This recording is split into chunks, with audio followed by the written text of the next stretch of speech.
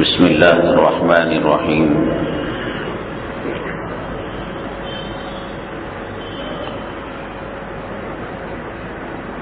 اللہ تبارک تعالی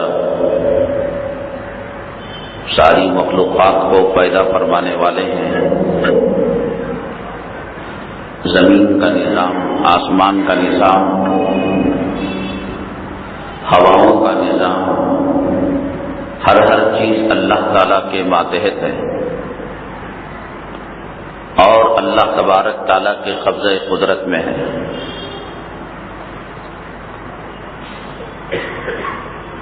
جو کمپنی جو چیز بناتی ہے اس کو اچھی طرح معلوم ہوتا ہے کہ یہ چیز عام طور سے بالعموم کتنی مدت تک چل سکتی ہے، اس لیے کمپنیاں اپنے پروڈکٹس کی، اپنی مصنوعات کی، اپنی بنائی ہوئی چیزوں کی وارنٹی اور گارنٹی دیتی ہیں۔ ان کو یہ امید ہے کہ 1 سال تک یہ چیز چل سکتی ہے، 9 مہینے ایک چیز چل سکتی ہے، اور عموماً ہوتا بھی ایسا ہی ہے۔ کبھی کبھار اس کے خلاف ہو جاتا ہے، اس لیے کہ انسان عالم الغیب والشہادہ نہیں ہے۔ اللہ تبارک تعالیٰ کا علم، اللہ تعالیٰ کی قدرت مخلوق میں کوئی اس کا مقابلہ نہیں کر سکتا۔ حضرت جبرائیل علیہ السلام اللہ تعالیٰ کی ایک مخلوق ہے، لیکن طاقت اور قوت اتنی کہ لوط علیہ السلام کی بستی کو الٹنے کا موقع آیا، ایک پر میں اس بستی کو اٹھا لیا، پوری آبادی ایک پر میں آ گئی اور اس کو اتنے قریب لے کر گئے آسمان کے کہ زمین میں بسنے والے مرغ کی بانگ کی آواز فرشتے سن سکتے تھے، اور وہاں سے اس کو پلٹ دیا۔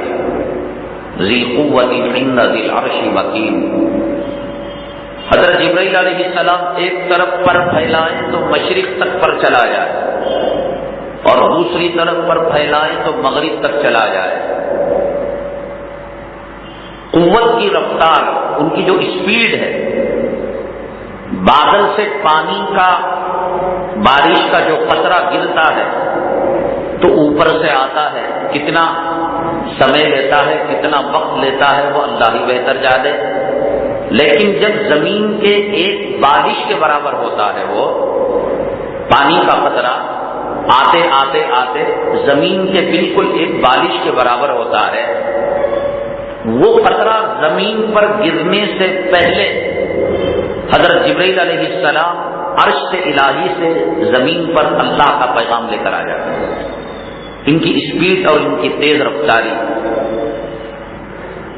اللہ تعالیٰ کی مخلوق ہے یا اللہ نہیں ہے، ان میں کوئی ذاتی قدرت نہیں ہے، تو اللہ تعالیٰ کی قدرت، اللہ تعالیٰ کا علم، اللہ تعالیٰ کا پاور کتنا ہوگا؟ دنیا کے اندر کتنے گھاس پھوس، تنکے، درخت کے پتے ہیں۔ قرآن کہتا ہے وَمَا تَسْقُطُ مِن وَرَقَةٍ إِلَّا يَعْلَمُهَا، ایک پتا بھی دنیا میں کہیں درخت میں سے گرتا ہے، ایسا نہیں ہو سکتا کہ وہ گرے اور اللہ کے علم میں نہ آئے۔ ایک بادل جب پھٹتا ہے اور اس سے پانی کے قطرے بنتے ہیں، اللہ کے علم کے بغیر ایک قطرہ بھی باہر نہیں ہوتا۔ ایسی زبردست طاقت رکھنے والا، قوت رکھنے والا، علم رکھنے والا، ابھی ہم نے کوئی کام نہیں کیا، دل میں ارادہ کیا کام کرنے کا، ایک چیز پر ہماری نگاہ جاتی ہے تو کہتے ہیں اچھی نگاہ بھی ہوتی ہے اور بری نگاہ بھی ہوتی ہے۔ حدیث پاک میں آتا ہے العین حق، نظر کا لگ جانا برحق ہے۔ بچے کو نظر لگ سکتی ہے، جانور کو نظر لگ سکتی ہے، سواری کو نظر لگ سکتی ہے، بلڈنگ کو نظر لگ سکتی ہے، لیکن وہ نظر اگر اچھی نیت کے ساتھ ہو اور اس کے اندر تاثیر نہ ہو تب کوئی بات نہیں۔ لیکن اگر وہ نظر میں کوئی فرق ہو تو وہ انسان کو تباہ کر دیتی ہے، بلڈنگ کو گرا دیتی ہے۔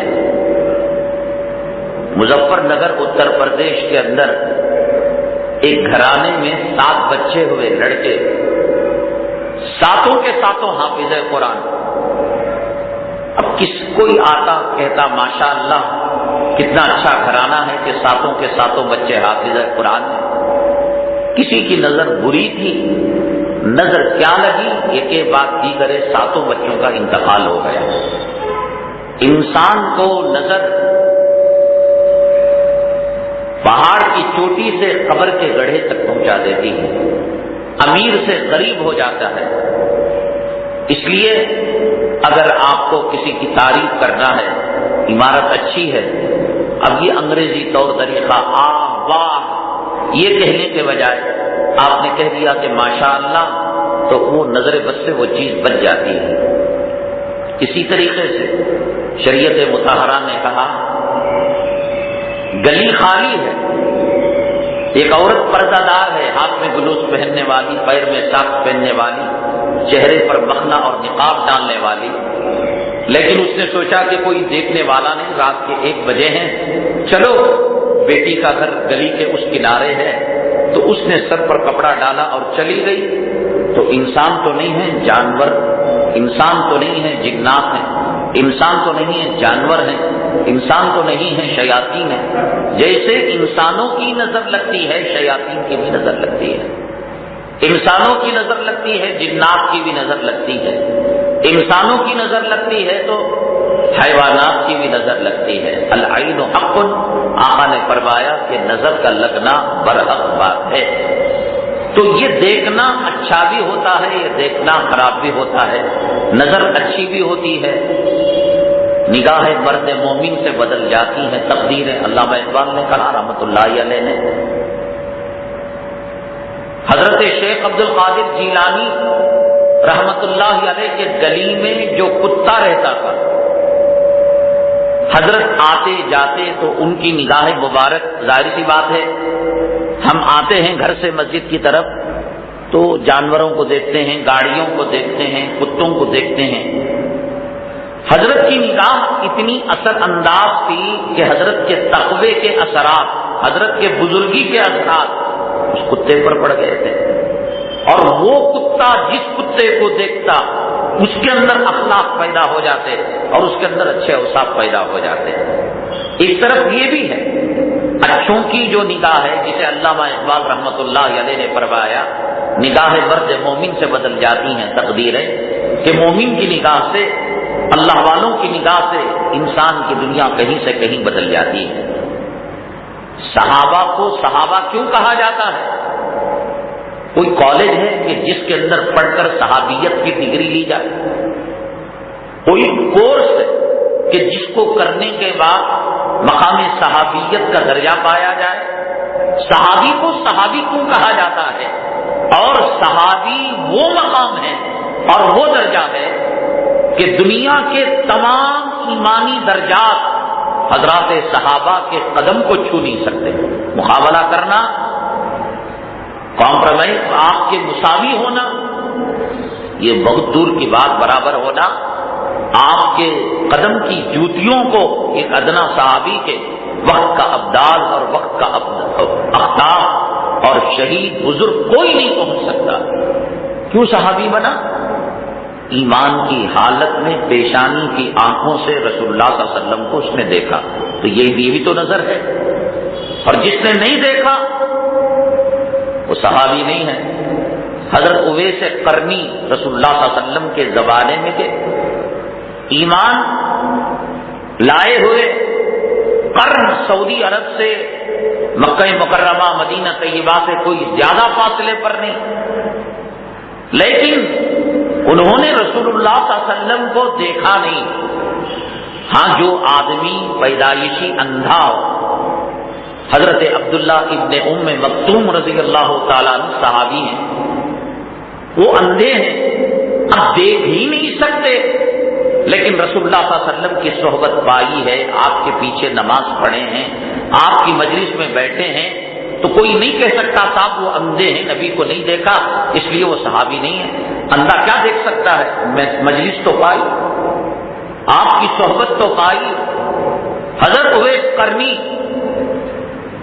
رسول اللہ صلی اللہ علیہ وسلم کا زمانہ پایا، ایمان لا چکے تھے، لیکن ان کو رضی اللہ عنہ نہیں کہا جائے گا، رحمت اللہ علیہ کہا جائے گا، وہ صحابی نہیں ہے۔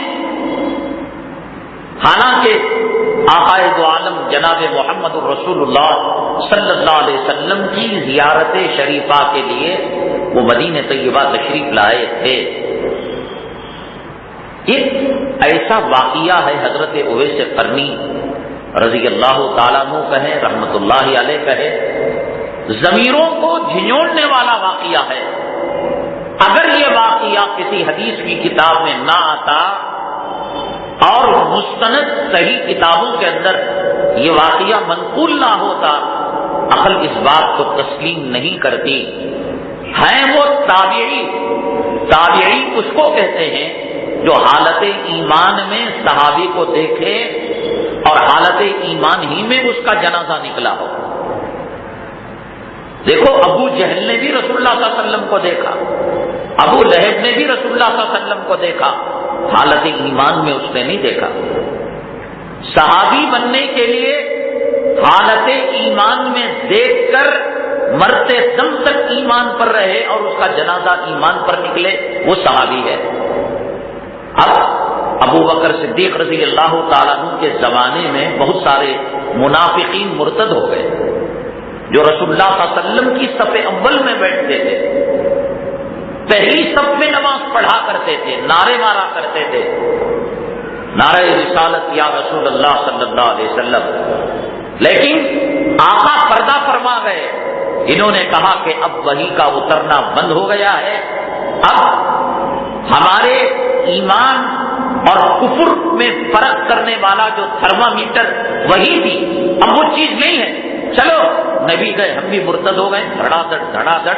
حضرت صدیق اکبر رضی اللہ تعالیٰ عنہ کے دور میں منافق ایمان سے پھرنے لگے، جو پھر گئے تو ظاہر سی بات ہے وہ صحابی نہیں ہے۔ انہوں نے نبی کو ایمان کی حالت میں دیکھا تھا لیکن مرے ایمان کی حالت میں نہیں تھے، منافقت میں مرے تھے مرتد لوگ۔ اس لیے شرط یہ ہے ایمان کی حالت میں دیکھنا، ایمان کی حالت میں باقی رہنا اور ایمان کی حالت میں جنازہ نکلنا۔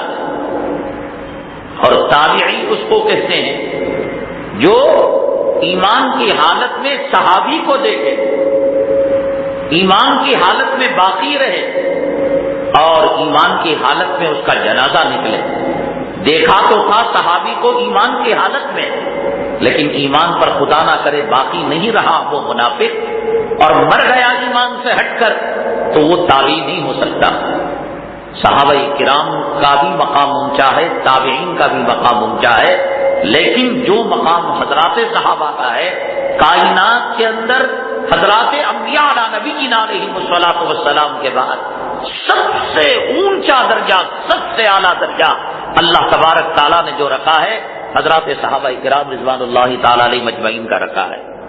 کوئی قطب، ولی، پیر، مرشد اور پوری دنیا ایمان سے بھر جائے، شہداء سے بھر جائے، ایک ادنا درجے کے صحابی کو کوئی ٹکر نہیں لے سکتا، کوئی مقابلہ نہیں کر سکتا۔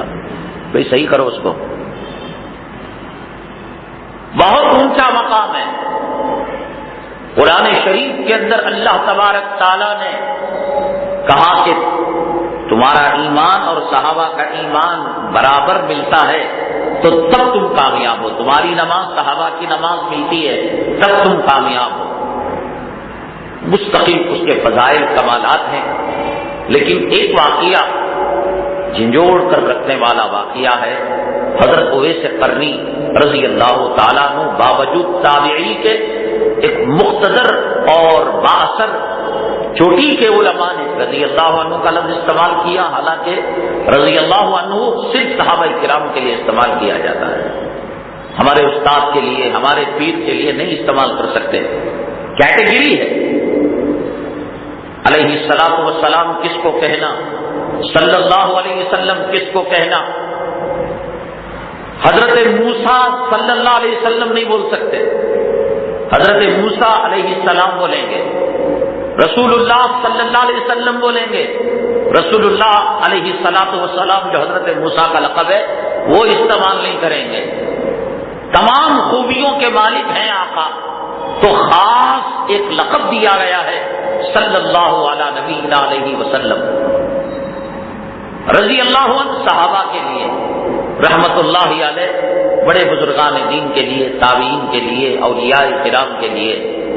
دیکھیے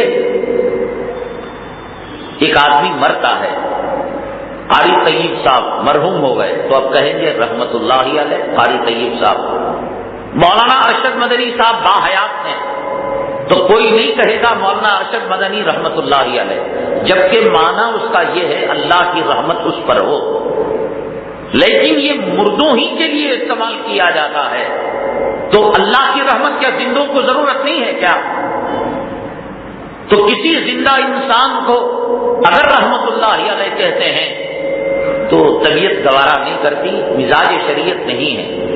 بہرحال حضرت اویس قرنی رضی اللہ تعالیٰ عنہ کہے یا رحمت اللہ علیہ کہے، عجیب و غریب قسم کا واقعہ ہے جو ہمارے انسانوں، ہمارے جیسے لوگوں کے ضمیروں کو جھنجھوڑنے والا واقعہ ہے کہ رسول اللہ صلی اللہ علیہ وسلم کا زمانہ پایا، مقام صحابیت ان کو نہیں ملا، یعنی جو شرط تھی صحابی بننے کے لیے آقا کا دیدار ہو ان پیشانی کے آنکھوں سے ہوش و حواس کے ساتھ، وہ نہ ہو سکا۔ قرن کے علاقے میں یہ رہتے تھے اور والدہ بہت ضعیف تھی، والدہ بیمار تھی۔ آج کل کا زمانہ جورو کی غلامی کا زمانہ ہے، بیوی آئی تو ماں کی کوئی قدر و قیمت نہیں۔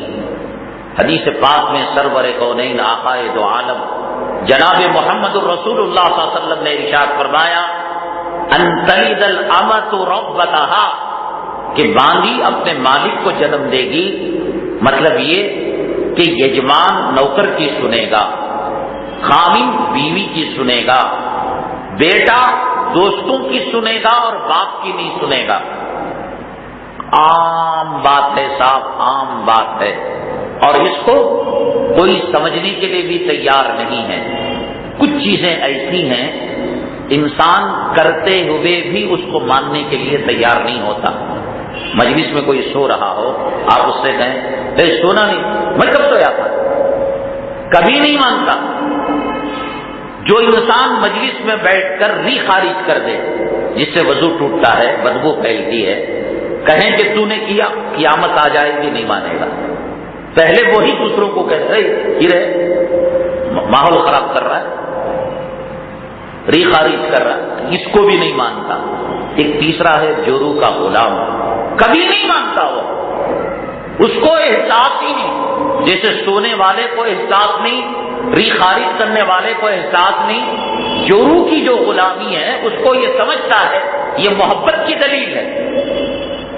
لنگا دھویا جا رہا ہے، باڑی دھوئی جا رہی ہے، کپڑے دھوئے جا رہے ہیں۔ قرآن کہتا ہے الرجال قوامون علی النساء، مرد حاکم ہے عورت پر۔ حضرت عمر بن الخطاب رضی اللہ تعالیٰ عنہ فرماتے ہیں شاوروہن وخالفوہن، مشورہ کرو، کبھی مشورے پر عمل نہیں کرنا اس کے خلاف۔ اس کا مطلب یہ نہیں کہ ہر مشورے کو ریجیکٹ کر دو۔ اللہ کے نبی صلی اللہ علیہ وسلم نے حجۃ الوداع یا صلح حدیبیہ کے موقع پر جب گھمسان کی جنگ ہونے کا اندیشہ تھا تو رسول کریم صلی اللہ علیہ وسلم کو آپ کی زوج مطہرہ نے مشورہ دیا کہ آپ اپنے احرام کو اتار دیں تاکہ اہل مکہ کو معلوم ہو جائے کہ آپ حالت احرام کے اندر عمرہ کرنے پر مزید نہیں ہیں۔ مشورہ دیا، رسول اللہ صلی اللہ علیہ وسلم نے قبول کیا۔ لیکن حضرت عمر رضی اللہ تعالیٰ عنہ فرماتے ہیں مشورہ کیا کرو لیکن ہر مشورے کو نہ لیا کرو، تباہ برباد ہو جاؤ گے۔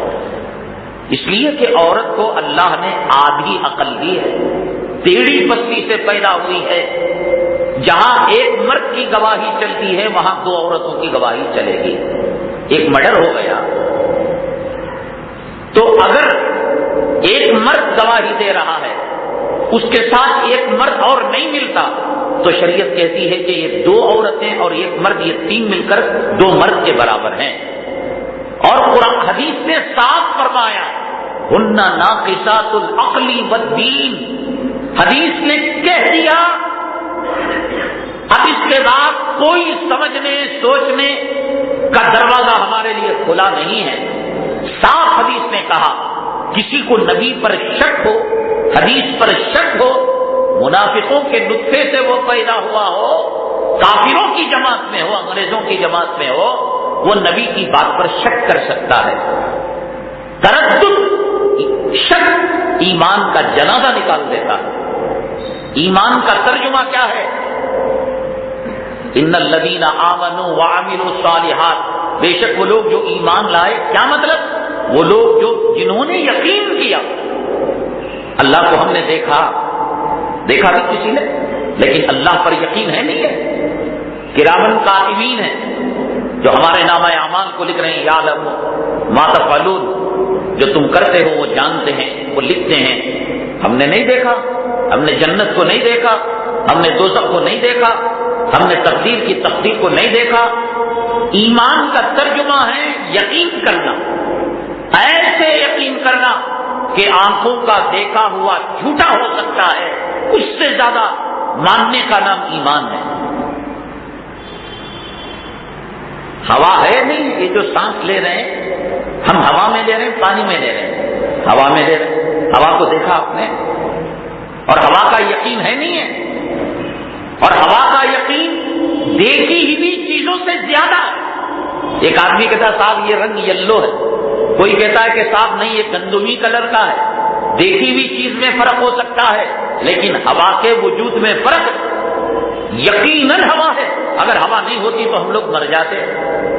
اس سے آگے بڑھیے، ہم اپنی امی کو امی جان، اماں جان پکارتے ہیں، اپنے والد کو ابو جان، ابا جان پکارتے ہیں، تو ہمارے پاس ڈی این اے سرٹیفکیٹ ہے کہ یہ ہماری اماں ہے، اور ہمارے پاس سند ہے کہ یہی ہمارا باپ ہے، ڈاکومنٹس ہیں ہمارے پاس۔ لیکن دنیا کا کوئی ذلیل انسان ہماری ماں کی شان میں گستاخی کرے، ہمارے باپ کی شان میں چپر نکال لیتے ہیں۔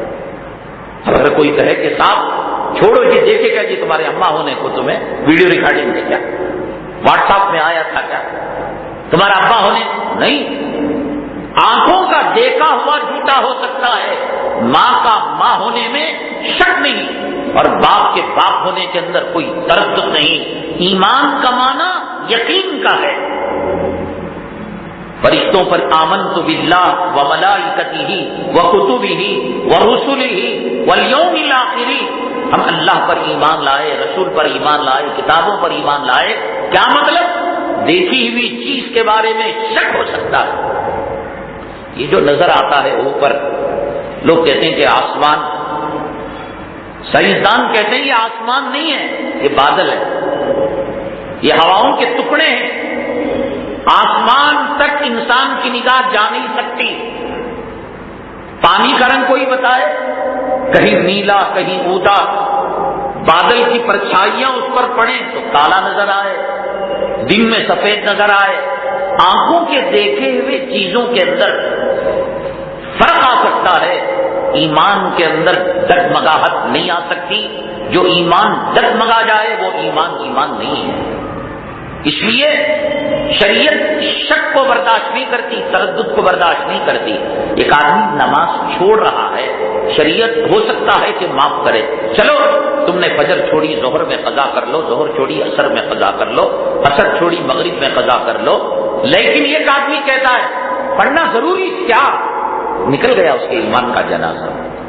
نہیں پڑھ کر گناہ کا احساس ہے، اللہ معاف کر سکتا ہے، قضا کرنے سے اللہ معاف کر سکتا ہے۔ لیکن ایک آدمی کہتا ہے اللہ کو کیا جی ضرورت، صرف جا کو پٹک ڈالے تو زمین میں اسے کیا جی ملتا ہے۔ ایمان نکل گیا اور اس کی جورو حرام ہو گئی، اور اس سے پیدا ہونے والے بچے حرام کے بچے ہیں۔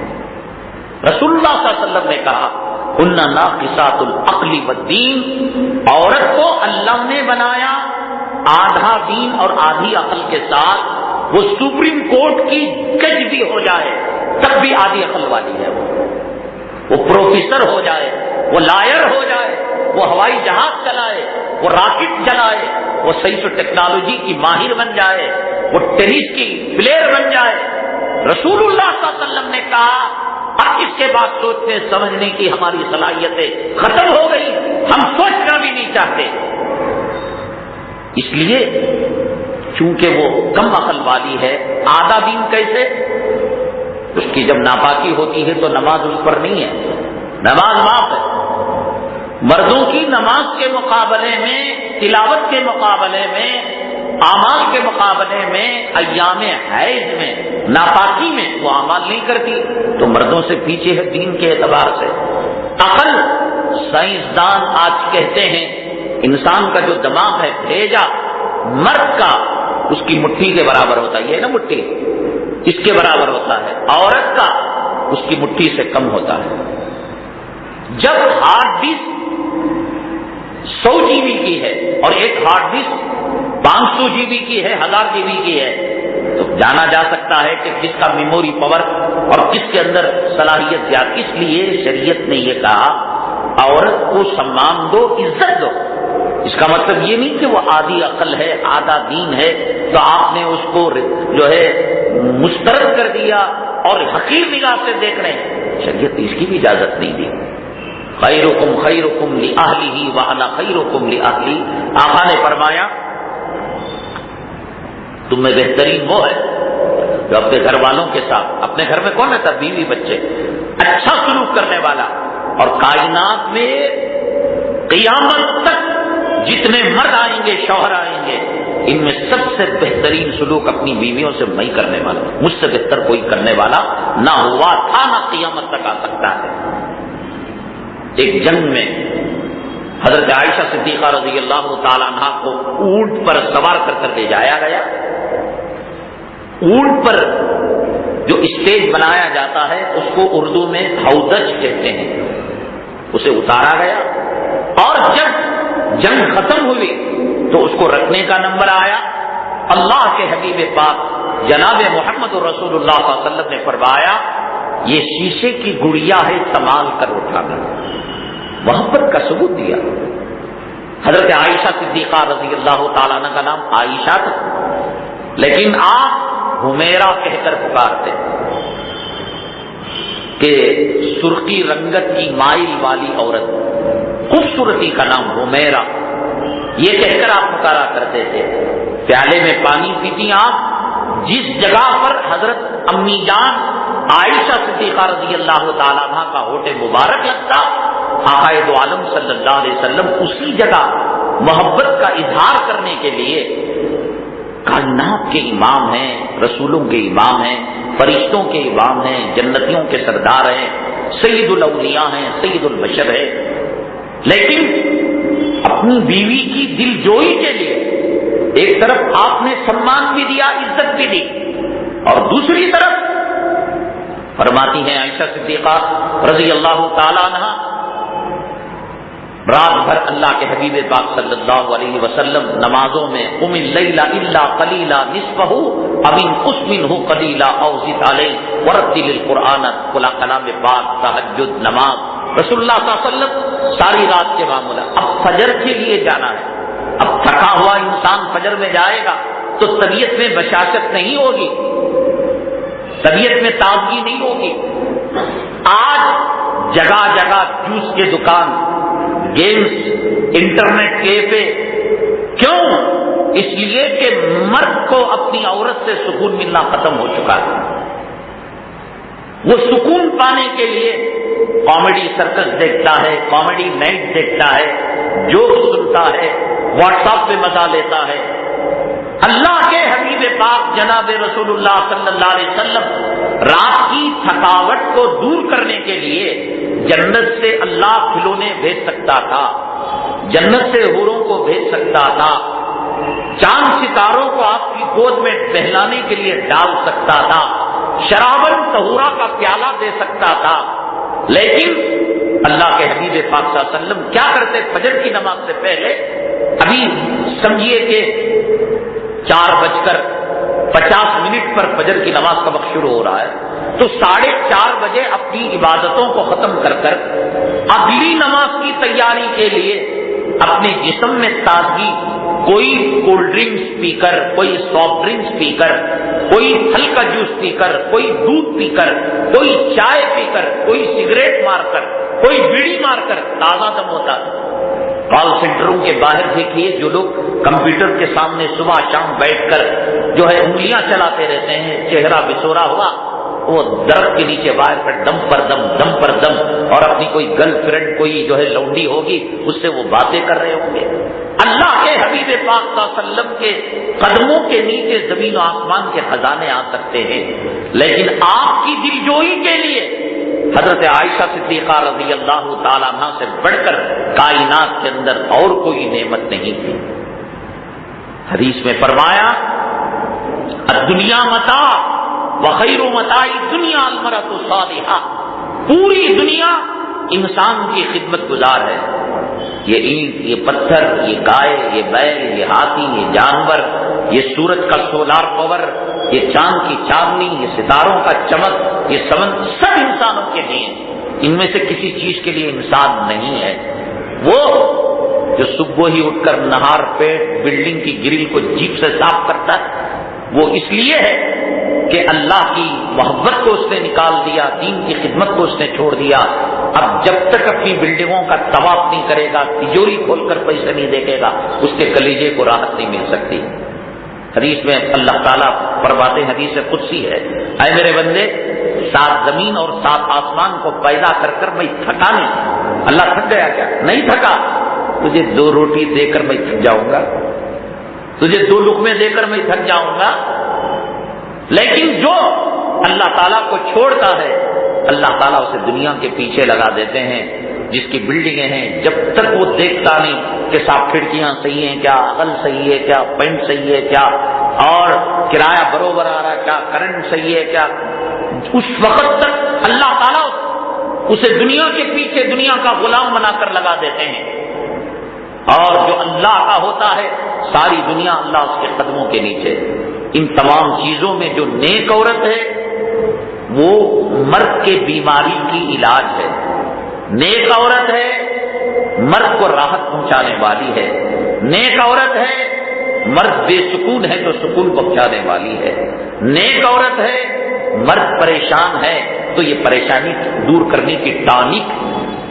حدیث میں آتا ہے کہ نیک عورت وہ کہ تم جب اس کو دیکھو تو سررت ہو، وہ اس کو خوش کر دے، اس عورت کے چہرے کو دیکھ کر غم کافر ہو جائے۔ بازار میں تھا، کہاں جی چیٹی اٹھا لیا، پیسے دیے نہیں، وہ کھجا کو مریا۔ دکان کا کرایہ مالک کے دکان نے کہا 3 مہینے ہو گئے وارننگ دے رہو، اب تمہیں کرایہ نہیں دیے، پورے سامان اٹھا کر روڈ کو ڈال دو۔ وہ ایک پریشانی۔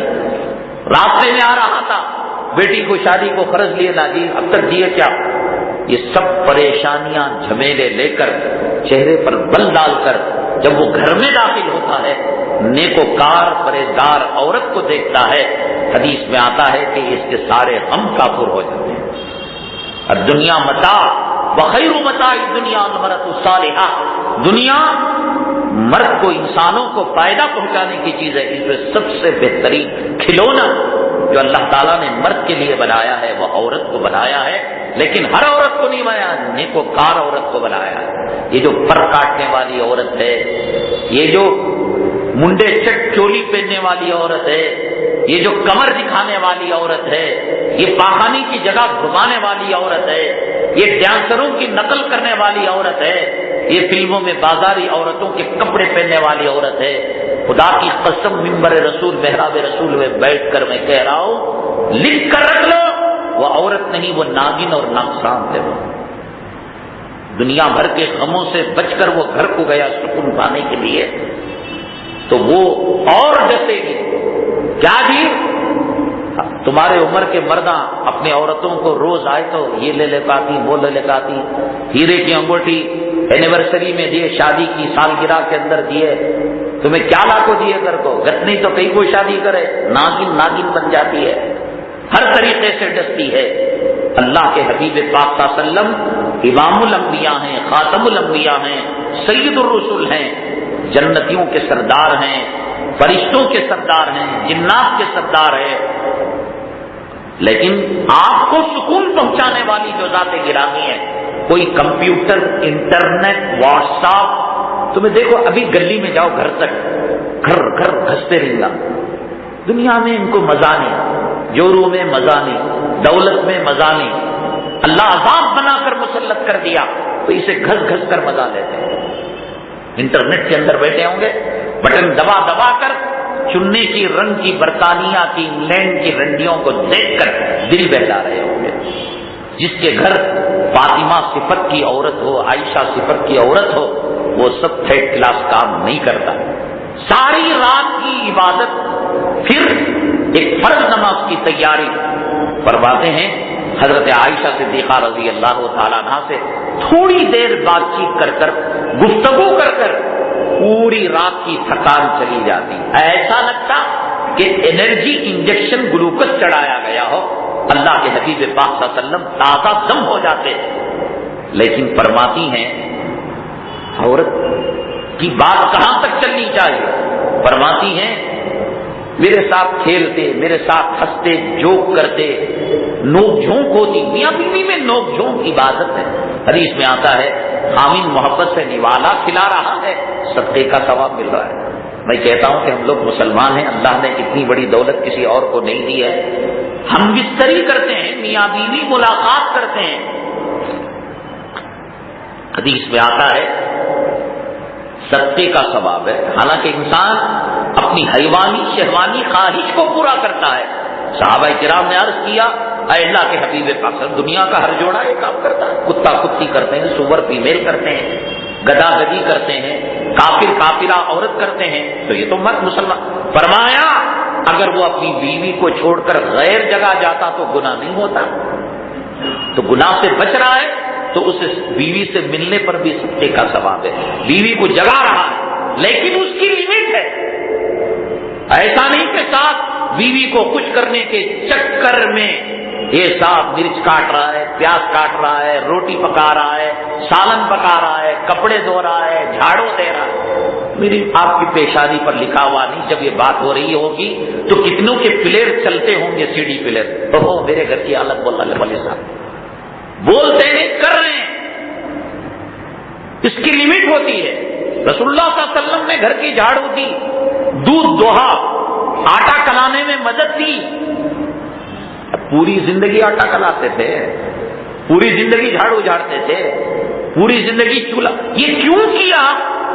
عورت بیمار ہو گئی، بچھانے کی ہو گئی، ڈینگو آ گیا، ملیریا آ گیا، ٹائیفائڈ آ گیا، ارے بھائی تیری ہی عورت جب اچھی تھی تو اس کا پھل تو کھایا کرتا تھا، اور بیمار ہو گئی تو اس کو کچرے کی طرح پھینک دیا۔ یہ ثابت کرنے کے لیے پوری زندگی میں ایک مرتبہ دو مرتبہ کا واقعہ، اور اس کو ہمیشہ کی سنت بنا لینا، یہ کون سا طریقہ ہے؟ شب برات میں ایک مرتبہ جنت البقیع گئے، اب ہر شب برات قبرستان جانا یہ نبی کی سنت کے خلاف ہے۔ نبی نے جس عمل کو جس کیفیت کے ساتھ جتنی مرتبہ کیا ہے بس اسی ادا کی نقل کرنا۔ حضرت مولانا خلیل احمد سہارنپوری رحمت اللہ علیہ بڑے عاشق رسول تھے، بڑی ہمارے اکابرین کی کیا کہنے صاحب، حضور صلی اللہ علیہ وسلم کی محبت کے بڑے عاشق رسول تھے۔ حضرت مولانا شیخ الحدیث زکریا صاحب نور اللہ مرقدہ کے پیر و مرشد تھے۔ مدینہ طیبہ جاتے نبی کے روضے کے پاس تو روتے روتے روتے 2-4 گھنٹے آنکھوں سے آنسو کے قطرے بہا کر روتے، فرماتے احقا قبول کر لیں بڑی مہربانی ہوگی، میرے سلام کو لینے بڑی مہربانی ہوگی۔ گھنٹوں رویا کرتے تھے، آنکھ سے آنسو کے قطرے بہایا کرتے تھے۔ حضرت نے ابو داؤد شریف کی شرح لکھی، اس حدیث پر جب پہنچے کہ اللہ کے حبیب پاک صلی اللہ علیہ وسلم بعض مرتبہ وتر کی نماز کے بعد جو 2 رکعت ہے اس کو بیٹھ کر آپ نے پڑھا، تو حضرت نے مولانا زکریا صاحب نور اللہ مرقدہ کو فرمایا بیٹے آج مجھے یاد دلانا، حالانکہ نفل نماز اگر کھڑی ہو کر پڑھی جائے تو 100 کو 100 نمبر ملیں گے. فرض نماز تو کھڑ کر پڑھنا، فرض میں قیام رکن ہے. جو لوگ کھڑے ہونے کی طاقت رکھ کر کرسیوں پر بیٹھتے ہیں ان کی نماز نہیں ہوتی. اور جو لوگ اب تک پڑھ چکے ہیں وہ اپنی زندگی کی نمازوں کی قضا کریں. فرض نماز میں قیام رکن ہے. نفل نماز میں اگر قیام کھڑے ہو کر پڑھتے ہیں 100 کو 100 مارکس ملتے ہیں، اور اگر بیٹھ کر پڑھتے ہیں تو 100 کو 50 نمبر ملیں گے، آدھا ثواب بڑھ جائے گا. مولانا خلیل احمد سہارنپوری نور اللہ مرقدہ نے فرمایا بیٹے آج یاد دلانا کہ میں بیٹھ کر نماز پڑھوں. کہا کہ حضرت اس میں 50% ثواب گھٹ جائے گا. گھٹنے دو، زندگی میں ایک مرتبہ تو میرے آقا کی سنت کی نقل تو ہو جائے گی کہ میرے آقا بیٹھ کر نماز پڑھے تھے، میں بھی جو ہے اس سنت پر عمل کر رہا ہوں. بہرحال بات لمبی جا رہی ہے. حضرت اویس قرنی جو اپنے صحابیت کے زمانے میں رہ کر ماں کی بات مان کر صحابیت کے شرف سے محروم رہے، لیکن اللہ کے نبی صلی اللہ علیہ وسلم نے ان کا مقام کیا بتایا، ایک تفصیلی واقعہ ہے. انشاءاللہ ہم جو ہے اگلی جمعرات کا آپ کے سامنے عرض کریں گے.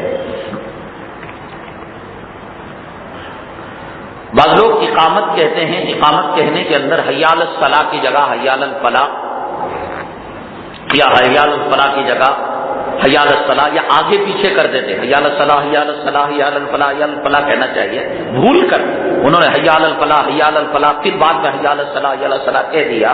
تو کیا کرنا چاہیے؟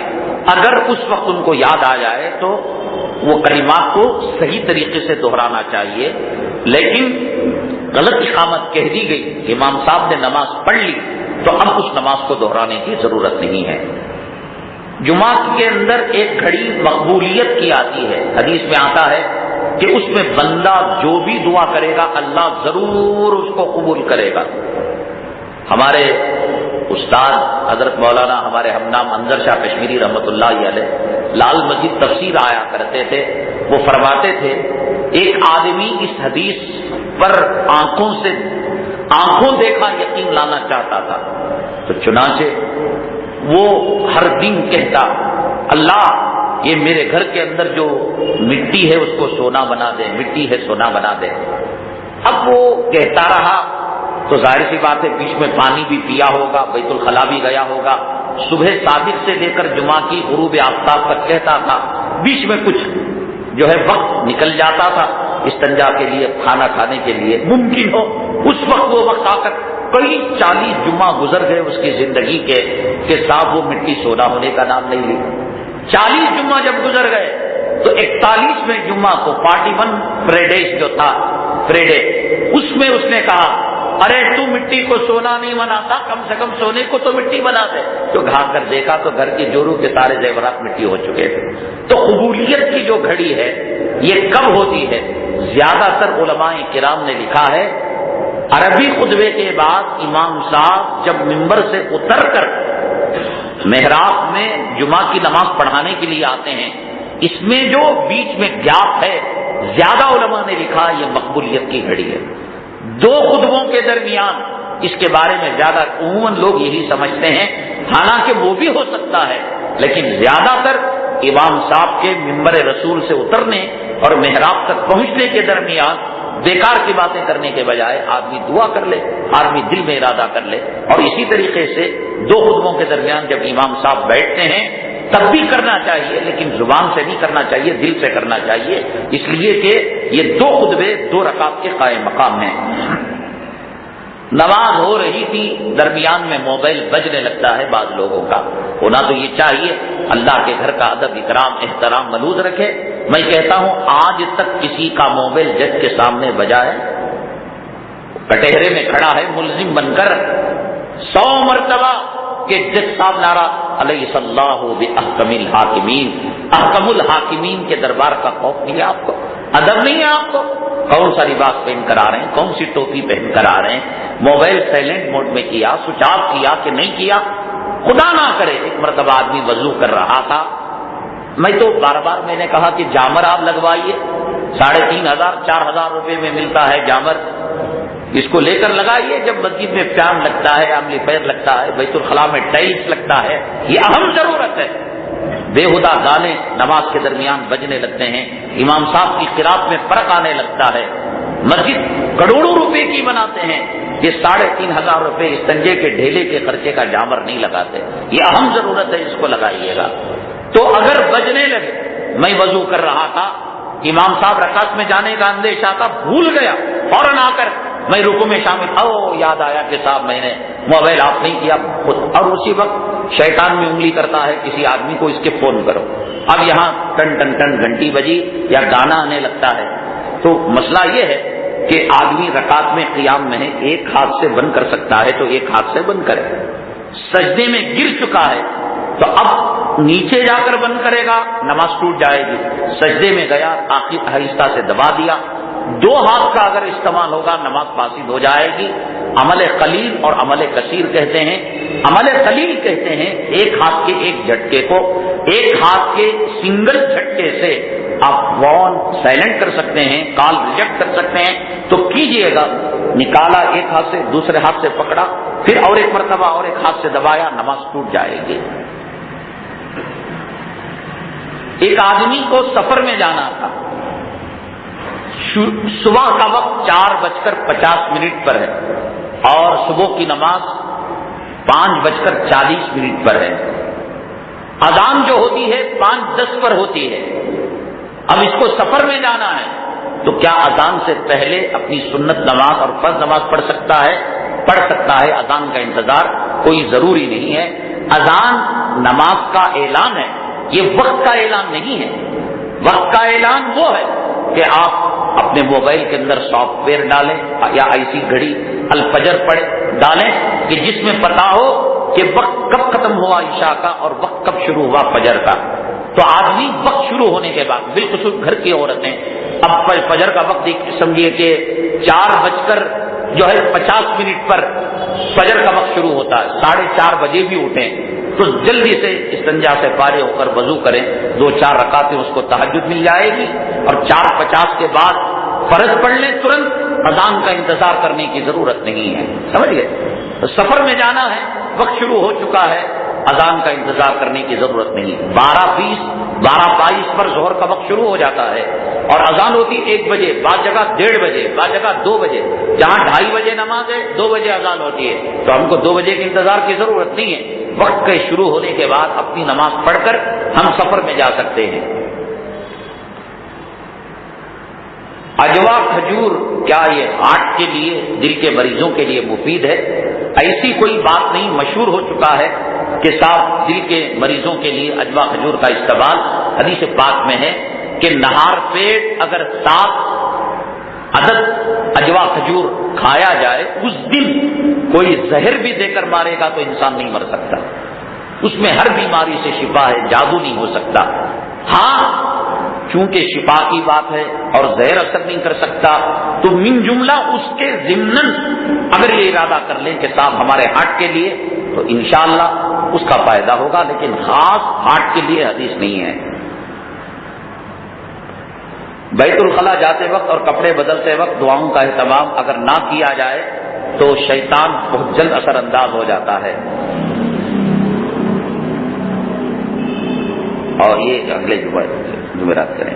حضرات جیسے کہ رمضان المبارک میں غالباً یا اس سے پہلے آپ حضرات نے حلال صابن کو خریدا تھا، اور میں نے بتایا تھا کہ آج کل جو یہود و نصارہ کی سازشیں ہیں، ان سازشوں کے اندر ایک اہم سازش یہ ہے کہ مسلمانوں کے اندر، ان کے جسم کے اندر اور ان کے باہر جو خنزیر ناپاک ہے اس سے ملوث کیا